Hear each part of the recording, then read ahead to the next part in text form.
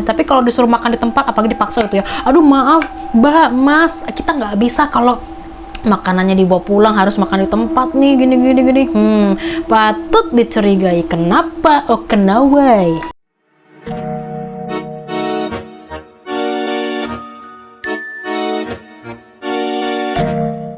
Halo ketemu lagi kita. Apa kabar kalian? Sehat kan? Di video kali ini seperti biasa Doichi akan mengajak kalian untuk mukbang sambil membahas yang horor-horor. Kalau di video sebelumnya ya, bukan sebelumnya ini tapi maksudnya video yang udah lewat gitu ya, aku sudah pernah membahas tentang ciri-ciri rumah yang menggunakan pesugihan. Kali ini aku mau membahas tentang ciri-ciri rumah makan yang menggunakan pesugihan atau jin penglaris. Seperti yang kita tahu ya, kalau dunia bisnis itu bukan dunia yang instan. Butuh proses, butuh progres, butuh waktu yang lama untuk bisa menjadikan bisnis itu menjadi sukses dan dikenal banyak orang gitu ya. Tapi ada juga nih pebisnis yang merasa bahwa mereka tidak bisa menahan untuk menikmati progresnya dan pengen hasil yang instan gitu loh. Nah, dengan cara menggunakan jin pesugihan atau jin penglaris inilah para usahawan itu berusaha gimana caranya usaha mereka tuh bisa cepat rame, cepat laris, cepat sukses. Mungkin aja nih nanti kalau kalian merasa bahwa ciri-ciri yang akan aku sebutkan ini kalian pernah merasakan, pernah mengalami di suatu tempat yang pernah kalian datangi. Nah, bisa jadi gak boleh suzon, tapi bisa jadi kita harus waspada, berhati-hati gitu ya. Yaudah kalau kalian penasaran apa-apa saja ciri-ciri rumah makan yang menggunakan pesugihan ini, stay tune dan kemana-mana.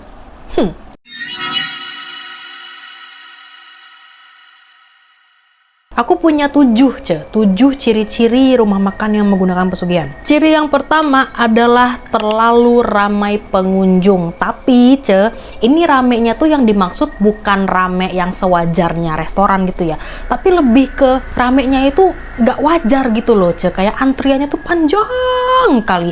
Padahal dari rasa makanannya, kualitas makanannya itu biasa-biasa aja gitu loh, tapi kayak dalam sekejap gitu ya, saking ramenya pengunjung itu tuh kayak cepet habis gitu loh. Menurutku sih ini salah satu ciri-ciri yang bisa dibilang agak mencolok gitu ya kelihatannya. Karena ya kalau misalkan restoran itu memang enak makanannya, kualitas makanannya bagus, dan apalagi udah terkenal gitu ya, udah punya brand, ya wajar sih kalau rame ngantrinya gitu kan. Tapi kalau misalkan kayak tempat makan yang kayaknya menurut orang-orang tuh kayaknya biasa-biasa aja gitu ya, tapi kok bisa cepet banget gitu larisnya, cepet habisnya gitu ya. Menurut ciri-ciri ini sih seperti itu, tapi ya kita nggak bisa langsung kayak menjudge itu seperti itu ya, karena bisa aja walaupun tempat makan itu dirasa biasa aja gitu ya, mungkin dari trik marketing mereka memang bagus, bisa bikin pengunjung, orang-orang itu tertarik gitu untuk beli ke sana. Mungkin bisa dipertimbangkan lah untuk ciri-ciri yang pertama ini.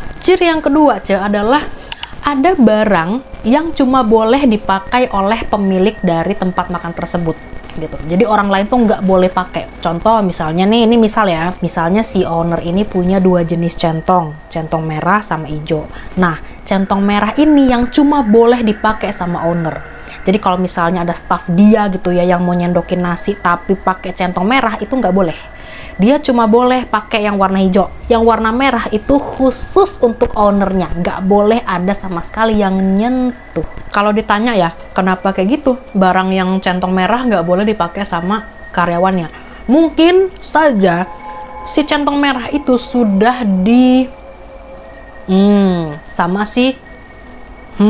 sama jinnya gitu ya, sudah ditandai. Padahal kan kalau dipikir centong merah, centong hijau kan sama aja tapi ya itu tadi, barang itu tidak boleh sembarangan digunakan oleh orang lain kayak gitu, cuma boleh ownernya aja yang pakai. Ciri yang ketiga adalah aroma makanan yang terlalu kuat. Ya memang sih hal pertama yang kita rasakan ketika kita datang ke sebuah tempat makan itu adalah aromanya gitu kan. Kayak misalkan, aduh ini aroma rendang, oh ini ada aroma sate padang gitu kan. Tapi kalau misalnya kalian bisa mencium aroma tersebut dari jarak jauh gitu ya, dan kalian udah bisa nyium aromanya, nah itu agak aneh tuh. Sejauh apa? Contoh nih misalnya, kalian udah merasa nyium aroma itu ketika kalian itu masih berjarak 10 km dari tempat makan. 10 km kalian ada di sana gitu ya. Terus kalian tuh udah merasa bahwa, ih, wangi apa nih? kok ada kayak wangi rendang gitu. Kalau misalkan restorannya masih deket-deket situ, ya wajar aromanya kecium, ya kan? Tapi kalau misalkan dari jarak 10 km dari tempat kalian ke restoran itu, kalian udah bisa nyium aromanya, nah, itu nggak wajar. Kok bisa? Udah kejauhan tuh, 10 km, ya bayangin aja. Kok bisa kecium aromanya? Itu bisa jadi sebagai pemikat. Jadi hati-hati aja nih kalau misalkan kalian nih lagi di tempat yang kira-kira kanan kiri sepi gitu kan, gak ada rumah makan, tapi dari jarak jauh tuh kalian udah bisa nyium, kok ada wangi rendang, wangi sate padang, wangi ikan pindang, tapi kok sekitar sini tuh nggak ada rumah makan, tempat makan, dan segala macam. Nah, hati-hati. Ciri yang keempat adalah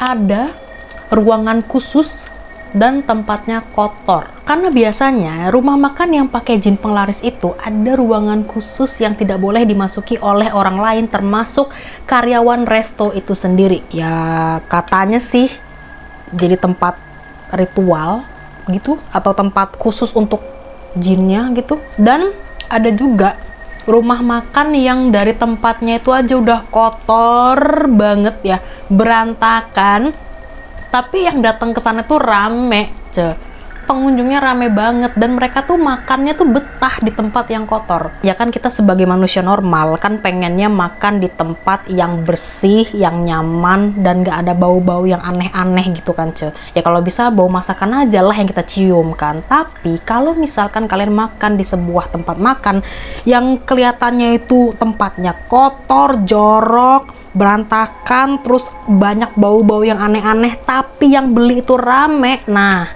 apalagi kalau misalnya makanannya itu biasa aja banget gitu, yang nggak enak misalnya, aduh, tuh hati-hati sih, bisa jadi tuh menggunakan jin penglaris gitu. Ya mungkin ada sebagian orang yang berpikir gini ya, walaupun tempatnya jorok, kotor, tapi kalau makanannya enak, ya kan kenapa enggak gitu kan nggak masalah, yang penting kan makanannya.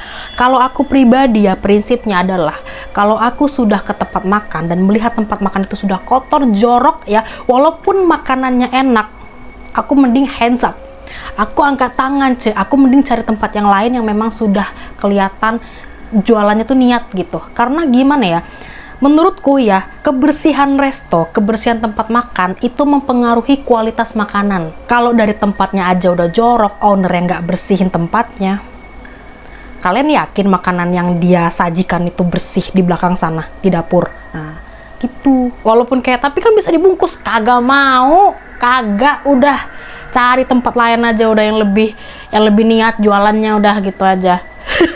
Ciri-ciri yang kelima adalah punya jadwal hari buka dan tutup yang khusus. Jadi biasanya ya tempat makan yang pakai jin penglaris itu akan buka di hari-hari tertentu secara rutin.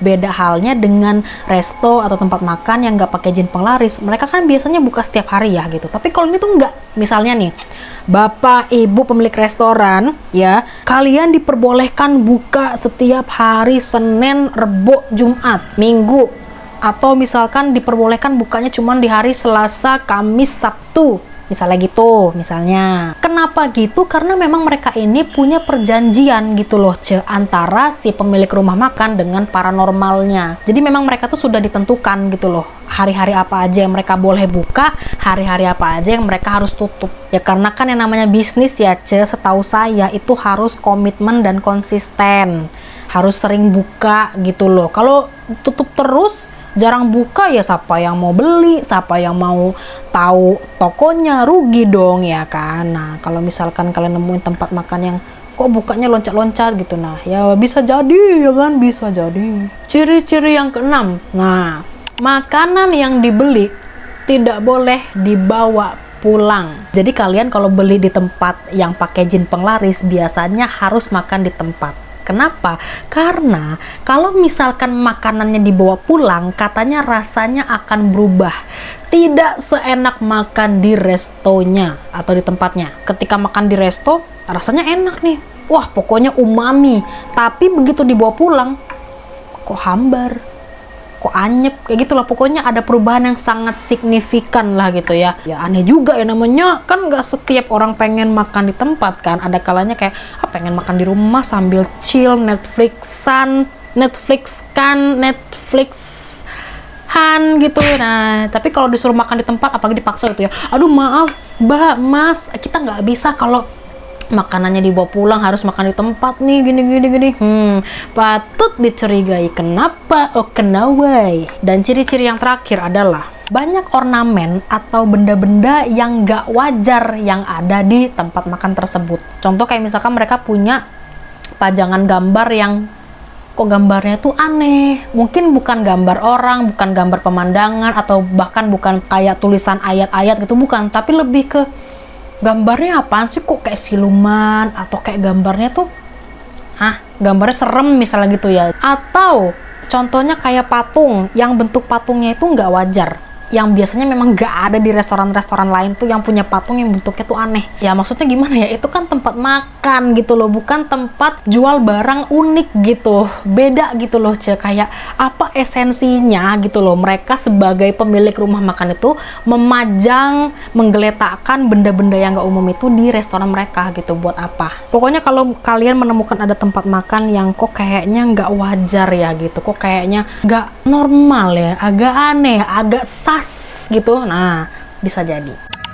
Oke Ce, itu dia tadi adalah ciri-ciri rumah makan yang menggunakan jin penglaris alias pesugihan. Yaudah Ce, itu aja, sekian video hari ini. Terima kasih buat kalian sudah nonton video ini sampai selesai. Jangan lupa untuk like, comment, dan subscribe, dan juga nyalakan lonceng notifikasinya biar kalian dapat update terbaru dari video-video. Dan jangan lupa share ke kanca-kanca kalian supaya mereka tahu kode channelku di bumi ini. Dan kita ketemu lagi di next video. Bye-bye.